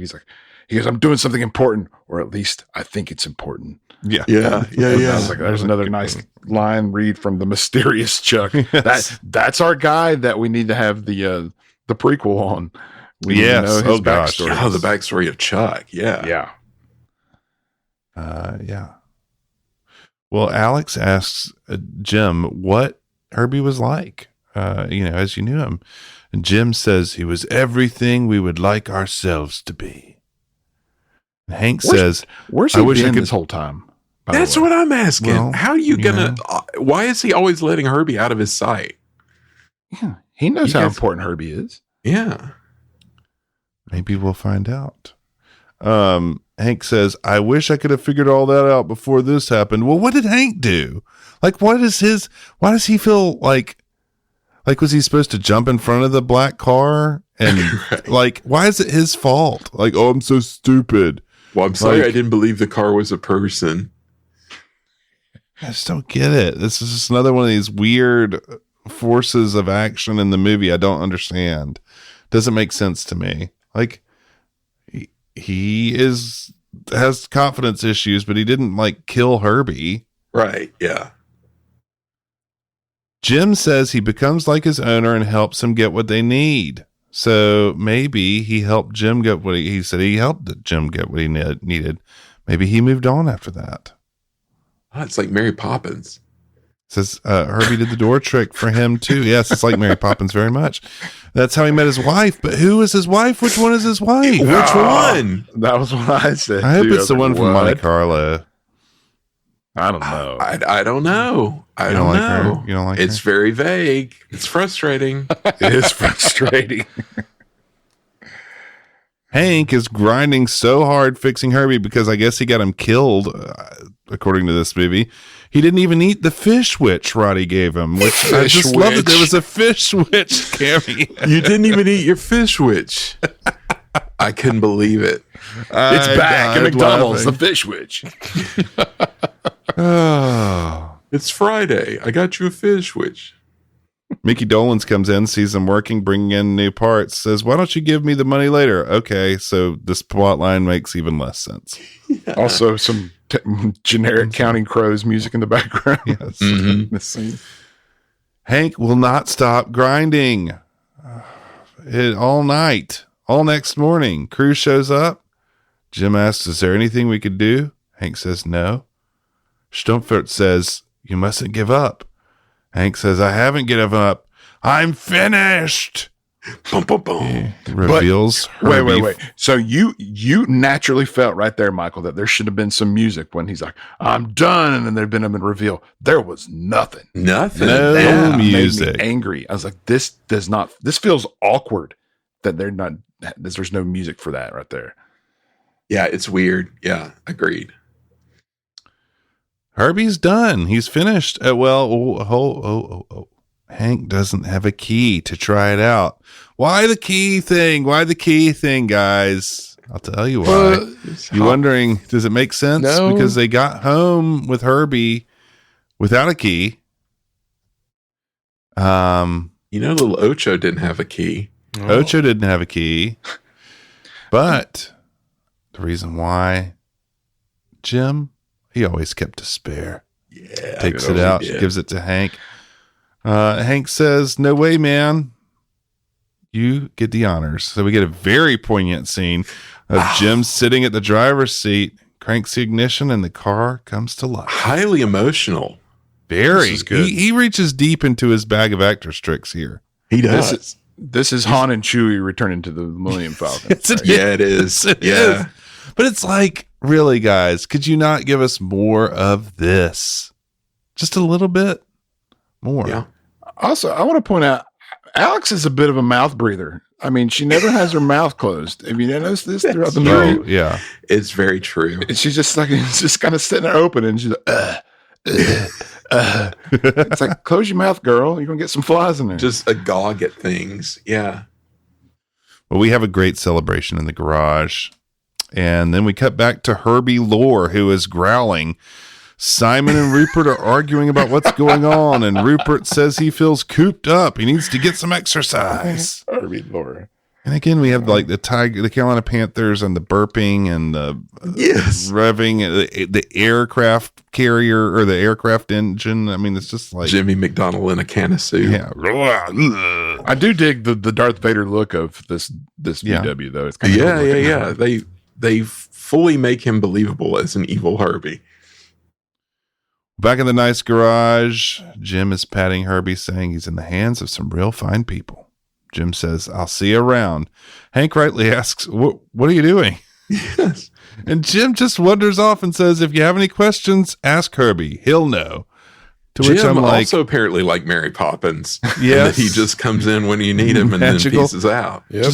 just walking off, no form of transportation. No, I'll walk. But it also just made me sad because I'm like, this is the one thing I like about this. Yes. Slowly walking away. Stick around, man. Stick it out. Come on. What do you got to do, Jim? Yeah. Go see your beautiful wife? Which one? Who is it? Anyway, Alex Alex been- asks, do Oh, you that'd think have been a it's great tr- line though. When he said, "That's how I met my wife," and they said, "Which one?" And he goes, All of them. I'm Jim Douglas. Should have given Wheelie Applegate something. I mean, Yes. what happened to We him? could have been in this. Could have. Well, Jim, Alex says, do you think it's true that Herbie's getting us back together? Hank does an awkward laugh and turns unnecessarily weird, which she does her eye roll. It's just, Mouth so breather. bad. Yeah. She is not distinguishing herself. We cut back to Herbie Lore on the street, and Simon is going who knows where. They're going up to Chuck's garage. Because Herbie Lore knows where Herbie is. Simon says, I see, and puts a club on Herbie Lore to chill him out. You got a fish witch and a club now. It's really putting me in a time and place here. Yeah, definitely. Simon says he's going to settle this once and for all. Again, I don't understand. Why is he so mad at Herbie? He has the car. Why does he have to kill Herbie? Yeah, it's not like Highlander. Right. there can be more than one. It's fine. In the garage, Stumpfert and Roddy are talking and reflecting. This is nice. We did really good, yes. Then Stumpfert has a revelation. He has to burn the blueprints. He did something horrible. He must make amends. There must not be another one. Guys. I mean, this is really turning out to be like a Star Wars scale saga here, guys. Yeah, it's it is. I was waiting for Roddy to turn to me. So you were a Nazi, huh? Yeah. What was that like? Nazi, huh? Simon shows up, says, this is the home of the nice people's car. Says he wants to, which just is annoying. I just hang a lantern on it, people. Says he wants to offer Hank a chance to redeem himself by racing against his car. Why does Hank have to redeem himself? What's he redeeming, guys? I don't know. Yeah. What is he redeeming? I have no idea. Either way, it's on. Tomorrow Donnie just accepts it. Hank says it sounds a little bit like a duel. And Simon slaps him with his racing glove and says, that's exactly what this is. Fade up to a canyon where That slap was, I laughed at that slap. I did not expect the slap. No, I did not see that coming. Fade up to a canyon where Chuck, Alex, Hank, and Roddy are out waiting for Simon. And we see slowly Herbie Lore pulling up with a jet engine sound. Simon and Rupert get out. I like how the passenger windows are blacked out except for little ovals. Yeah, it's kind of like Professor Fate in The Great Race. Very much so. Oval windows. They're getting all the pieces together about where the evil car came from. The stakes are the loser loses their vehicle. Alex says, ugh, this is such a guy thing. Oh my gosh. Why is she there? Yeah, well, why is she anywhere? Yeah. She hates everything. Terrible. Chuck says, doesn't someone have to wave a flag or something? And then Rupert brings him a Scottish flag. And Chuck says, I didn't mean me, which really cracked me up. Just the way he delivers stuff is just my favorite. Yeah, it's so good. I didn't mean me. So, another Herbie thing I don't understand. Why do so many people need to get in the car? It's just, can it just be one person? The whole thing is, we're underpowered compared to these other cars. So let's all load in. No, we get Roddy, Alex, and Hank. Why is Alex in it? Why is Roddy? What is Roddy doing? Anyway, Chuck flags them off, and away we go. But we get a long shot of Chuck reacting to them leaving. Then he chucks the flag and gets into his car off camera, and it won't start. It's the off-camera thing that was killing me. It was killing me. Oh, man. But then, and his line is, he's like, they're all going to die. And then starts laughing. Yes. What's going on, movie? What are we doing here? So weird. Racing, guys, we're racing. Someone gets ahead and someone else gets ahead. Yeah, it sounds like the evil Herbie has flubberolium at this point. He's got some green in him and everything. We get the impression that this is another Herbie trope. We get the impression that Herbie's just holding back a little bit, which Hank says, anytime now, Herbie. And then we see the pedal go to the floor. I mean, there's a lot of talk about good driving. I would think you would want to push the gas down, right? Yeah. It's always like whoa, he's really pushed the gas down. Oh, we're going really fast. We're now passing everybody. You go faster when you push the gas down. So, yeah, I mean, the evil Herbie is scowling from its bumper. It's something to Evil know Herbie about has it. a name. What is it? There's like Horace the hate bug. Horace. I did not catch that. Yeah. Horace the hate bug. Okay. Horace. Where did you Get a that, stray Simon? shot of Chuck and his El Camino trying to get it to start. So, back in the action, they won't. They're going to pass. Oh, no, they won't let him pass. Oh. Finally, Simon throws Horace into Herbie, and Hank does the same in reverse. Then Simon says it's time to reveal the first modification, which he has one of those switch banks and flips the first. It's a corkscrew coming out of the axle. But he's not really doing anything but brandishing it, like, Yeah. Hank says he's trying to do something about it, but is he? I mean, I would just like hit the brakes for a second and then go. Fly again. right by. I got him, Goose. Here we go. For his part, Roddy is yelling back off over and over. Finally, the corkscrew goes into the hubcap and somehow it flattens the tire, stranding Herbie on the side of the road as Horace goes on. I mean, I think in a 20-mile race, that would about do it, right? You would think, yes. Hank is done for. The other two think they can get back in it.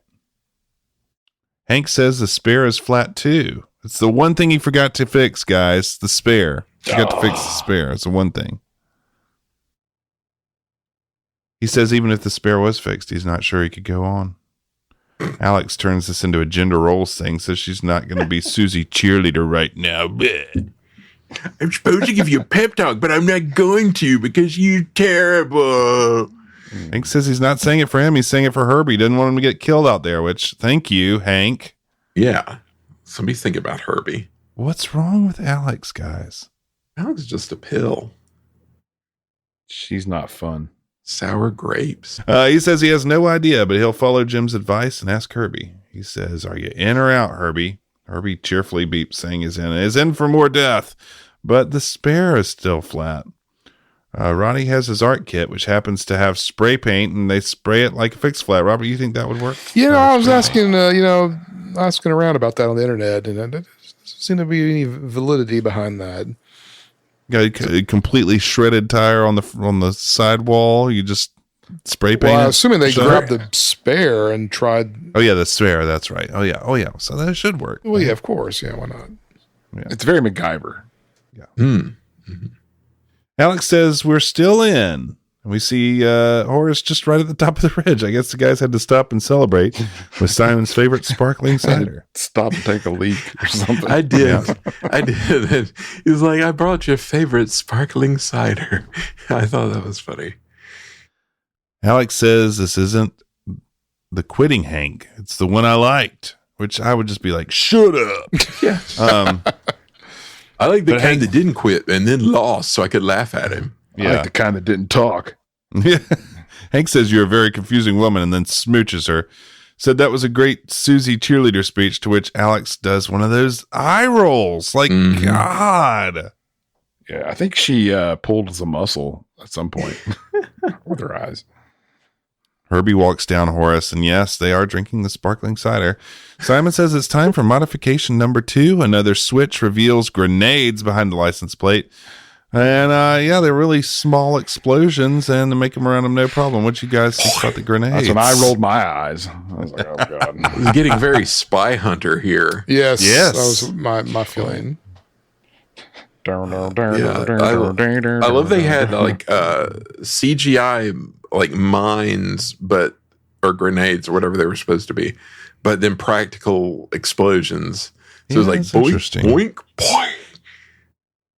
It's like the daytime fireworks a little bit. Yeah, daytime fireworks vibe, big time. Yeah. Roddy says this is a duel between good and evil, love and hate. We have to beat him. And then, of course, Herbie passes them no problem again. Guys, this is the longest 20 miles in history, I think. Feels that way. It's you know. Why didn't they say longest. 50? I mean, it's like if they wanted Last to do all 20 this, miles, always just the say longest. 50. Longest 20 minutes. Yeah, I mean, it's just brutal. We get a little Tom feel evocative of Herbie Goes to Monte Carlo as the two head off towards the Lindsay Dam. Simon puts his goggles on and says it's time for modification number 3. Rupert is hesitant when Simon asks him to lock on to Herbie, and I guess he does lock on, as I can tell from the technology interface he uses, which is another one of those great technology interfaces. Mm-hmm. Good stuff. You could really lock on with a screen like that. Horace fires a laser, and just like the old days, Herbie is getting cut in half, but this time right down the middle. Cuts Herbie from bottom to top. Somehow he's still running despite his engine being cut in half. Yeah. I guess he has his keys, though, so he would still work because he's got the key. Yeah, is he doing a wheelie? Anyway, Herbie comes apart with Alex holding the two sides together on top of the dam. Simon said how American of them. They become a drive-through, and after Alex surrenders to holding the two pieces, Simon does just that by making sure they stay exactly the same speed for some time. I hate this. I really really hate this. I hate the whole race. The whole race makes me very angry. Yes. Yeah. I mean, in the original, they cut him in half the opposite way. And that makes way more sense. I mean, as ridiculous as that is, it makes more sense than this. Yes. And like, don't do it again. You've done it. You did it in the first one. Yeah. Right. It's the same gag, but just not as good. Exactly. Simon sees the finish line. Who are all these people who are blocking the finish line? They're just standing along the finish line. Yeah, that's what you blocking do. it. Just get out there and line up. Alex starts to talk to him about how she called car and track to get a good picture. It'll be good for him to have a great picture in the magazine. And while they talk about the second half of Herbie, sneaks past and makes it to the finish line as a winner. There's much to celebrate with 10 extras behind them doing their best, acting very hard. Simon, for his part, is devastated. He says he hates that car. And Horace growls, grimaces, scowls, and burps and takes off towards Herbie. The guys push the pieces of Herbie around, and Horace just takes off the dam in a weird CGI, ends up going into a hole of its own gravity, like way deep, where we see a deep fire pit, just so evil, in a very nice CGI flames. Also, with it being relatively close to the 4th of July, did you guys ever see the Alaska car jumps that they have? No. You got to look this up. So they'll take old cars, and they just like put like a broomstick on the on its gas pedal, and no one's in it, and they just put it, and they just jump it off a cliff where there's thousands of people down below watching cars just go flying over cliffs. Oh my gosh. And it's an annual thing that they do in Alaska, and it's amazing to watch. And it reminded me of this. Wow. Alaska's built that's different. pretty much what they Reminded me did with just in CGI, bad CGI. Yeah. But like, why would he go so far into hell? I don't understand. It was weirdly Looney Tunes. Yes. It was. That's a good, yes. Well, Simon makes a frowny face like a little kid, and him and Rupert come back from the edge. Says, "What are you all looking at?" 2 cops come out, and the main one is Jeff Carlin. Yeah, young Jeff Carlin. Charging him with driving a devil car. Says, "You're going to the big house." That may be my favorite joke of the whole movie. Yeah, what am I being charged with? Well, driving a devil car. That did make Simon, me laugh. stop. Yes. Simon stops by Hank and says, "I'll get you, Cooper." We cut to Chuck, and he's bargaining with the El Camino to start. Why did they choose to go with that gag? Don't Chuck trying to get the El Camino to start. We then cut to a wedding, and Herbie and the bride and groom are kissing out of the cloth top ball, but it's just a photo shoot Alex is doing. Then she takes a picture with Hank Stumford and Jim Douglas. He came back. Yay. Hank says, "You'd look pretty good in those," to the wedding dress, so pointing to the wedding dress, but Alex doesn't really take the bait. She rolls her eyes again. She says, "Where are we going tonight?" He says, "I don't know. Herbie hasn't told me that." Jim asks Alex what she's going to call the article, and she says, "I don't know. I was thinking about the love bug." Jim goes, "The love bug? Yes, yes. This is good. The love bug. I like that." And with Alex and Hank being driven by Herbie while kissing in the back seat, we see them ride off, fading to black and mercifully relieving us of another awful made-for-TV movie from the 90s.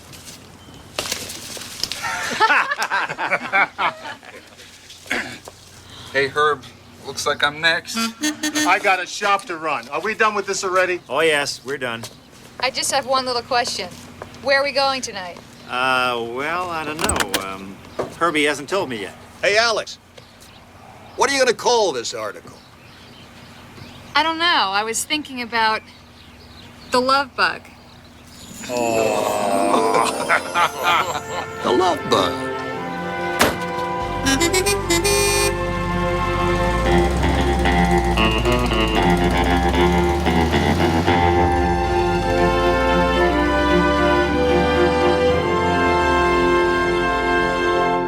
Oh, can I tell a story? Yes, please. This was inspired by the mention of Fix a Flat earlier, and has nothing to do with anything except that somebody I used to know who kind of reminds me of Alex a little bit. In fact, more than a little bit. But anyway, once a group of people, including myself, we were going to Disney World from North Carolina. We were leaving in a blizzard, or it had been a blizzard. It had snowed, which is the same as a blizzard in North Carolina. And so everything was shut down. And so there was a certain amount you had to get away from like the Triangle area to get to where a gas station was open, And, couldn't find a gas station. It was like, oh my gosh, are we going to be able to find somewhere that we can get gas? And so we finally found a gas station, but it was like, had like the old fashioned pumps that couldn't, or like credit cards weren't going. It was a whole messy thing. So like Chuck's. Yeah, it was kind of like Chuck's.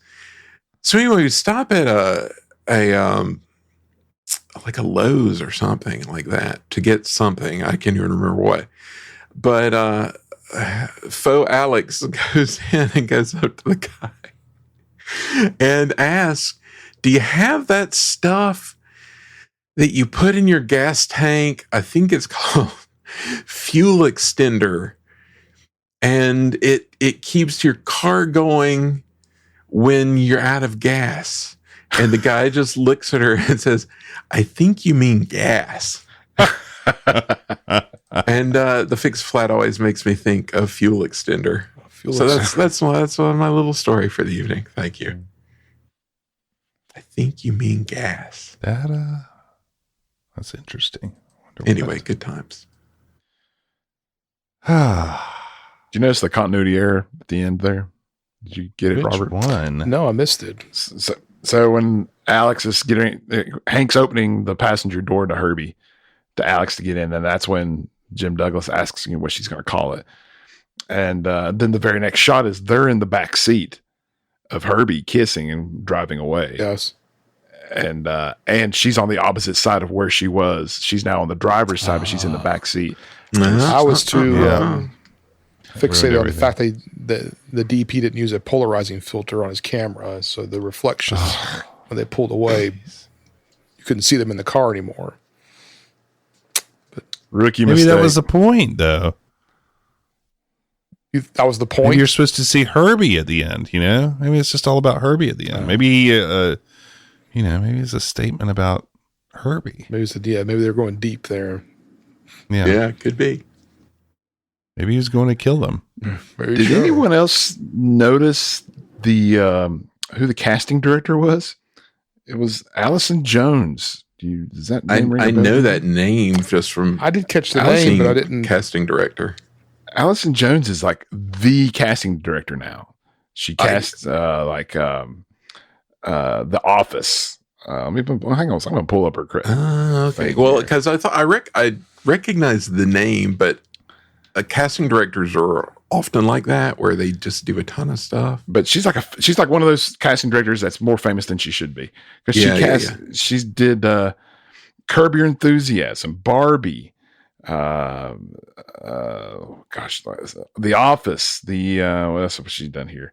Like Space Force, all these big like shows. What We Do in the Shadows, Arrested Development. Wow. She was the one that cast all these things. And she got her start. If you look at her IMDb, she got her start casting Disney movies. Huh. I did not know that. With the first one being something to do with the magical world of Disney. She did a few episodes of that.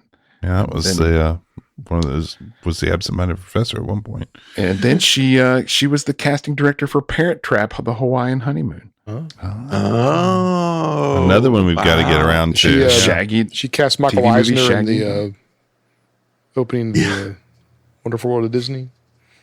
All you have to do is say hello.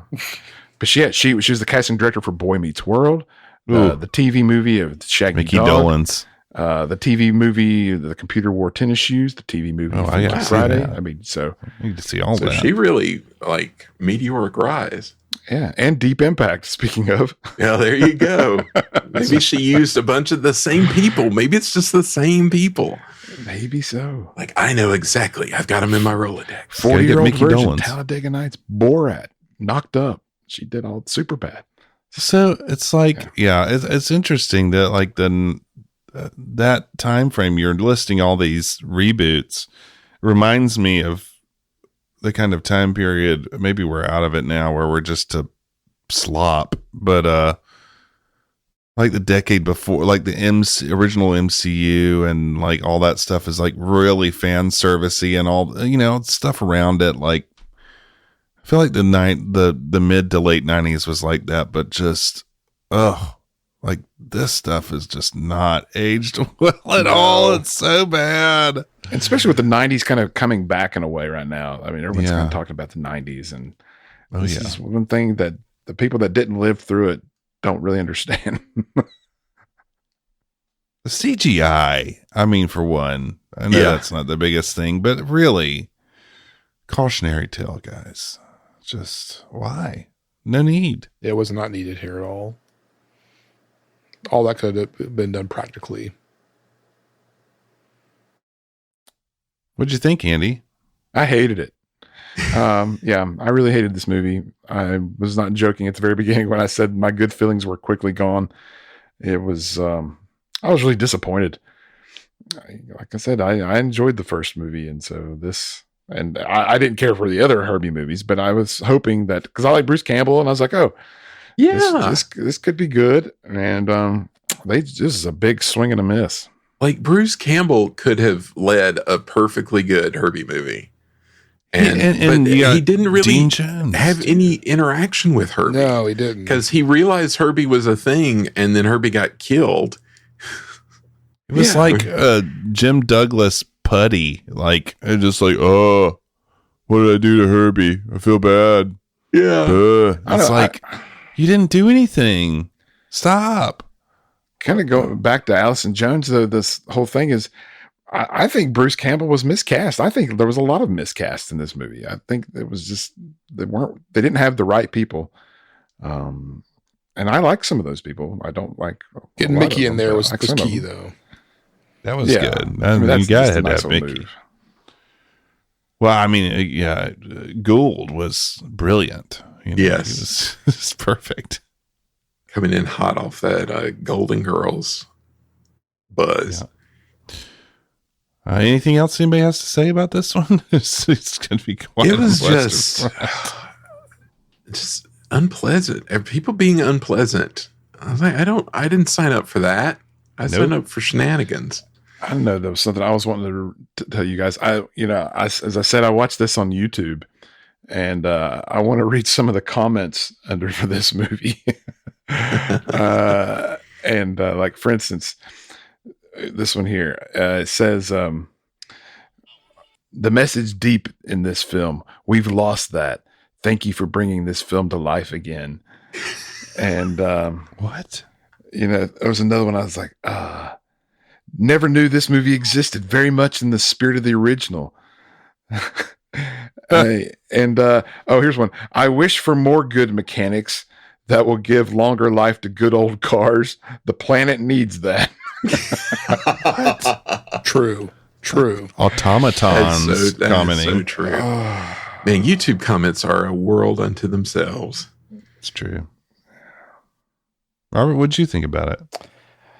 Yeah, well, I mean, I've said this before, they're talking about the podcast gods, and getting stuck with acts that stink. Usually it's when Andy gets a bad one. But I'm glad I got the second one because I really, I enjoyed the whole Operation Paperclip storyline there. But that's pretty much where it started and stopped for me, though, unfortunately. Yeah, I thought my act stunk really bad. And then the third act was miserable. Yeah. Really, really bad. Too bad we can't rate it because it would get a bad rating. It would. But, Too long. Also, way too long. Yes. Yeah. Like somebody watched this on TV. They could have. Was it 3 hours? Yeah. I mean, how long was the YouTube runtime? Was it like an hour and Hour and 30. So yeah, hour 28. commercials. I mean, still, yes, it could have been done in 1 hour easily.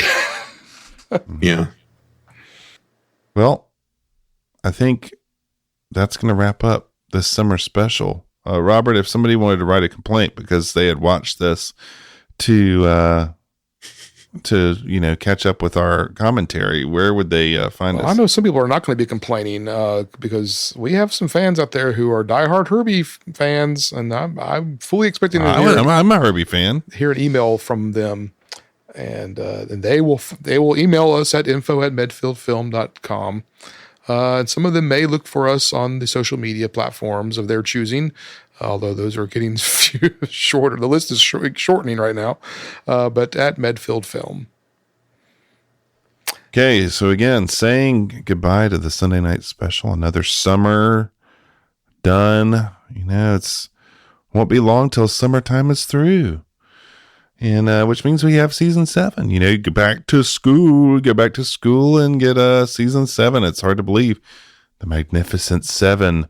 Robert, what can you tell us about that? Well, I will tease it lightly here that this is not our last Herbie adventure. Herbie will make another appearance in season 7 somehow. So buckle up, no pun intended, for more Herbie. Hello. Mein Name is Dr. Wolfgang Hochgebach. I have a very important story I must tell you.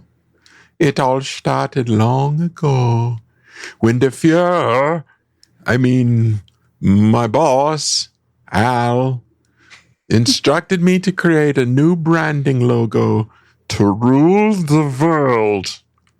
Oh, how I toiled. Oh, I burnt the midnight oil. But nothing seemed to work until I accidentally knocked a portrait of my beloved wife, Lotte, into the boiling cauldron of goo I kept in my laboratory. This accident had an unexpected effect on my experience. And so it was created Todd Naperick, the greatest graphic designer the world had ever known. Soon the American military-industrial complex wanted their very own Todd. Rah, we want our very own Todd. They needed Todd's branding power for their own. We need Todd's branding power for our own. But I could not let Todd fall into the hands of such men. And so I let him go like a bird into the sky. Later I heard he had settled down and started ByndandGraphics.com, which he spelled BYDAND graphics.com, which was very successful in making you look good mit graphic design and logos and such things. But then everything went wrong. That's right. Once I found out the secret of Todd, I needed his branding powers for my own. That's why I used my own industries to create my own malevolent designer, Rod Naperick. Soon he will take over the design and branding world with evil. But thankfully, these vile plans would soon fall through. It turned out that all Rod Naperick could design swastikas and Cybertruck logos. And so he lost the great cross-country design contest to Todd Naperick and then fell off a cliff and exploded. It's a story far too extensive and expensive to tell in full, so just take my word for it. I should have just gone to bindedgraphics.com and hired Todd to make me look good. Or else I could have called 1-800-BIND-DAND or checked him out on Upworks. Hi, I'm Dean Jones, and I'm just here to lend my gravitas to Todd Naperick. Goodbye. So from all of us to all of you, we will see you very soon. Stay tuned for Season 7. So long. Proud are we of mighty Redfield, our mother dear. All your sons and daughters hail to thee, Redfield College of Technology. And while we hold your banner high, rock, rock, we shout your praises to the sky, rock, rock. For proud are we of mighty Redfield.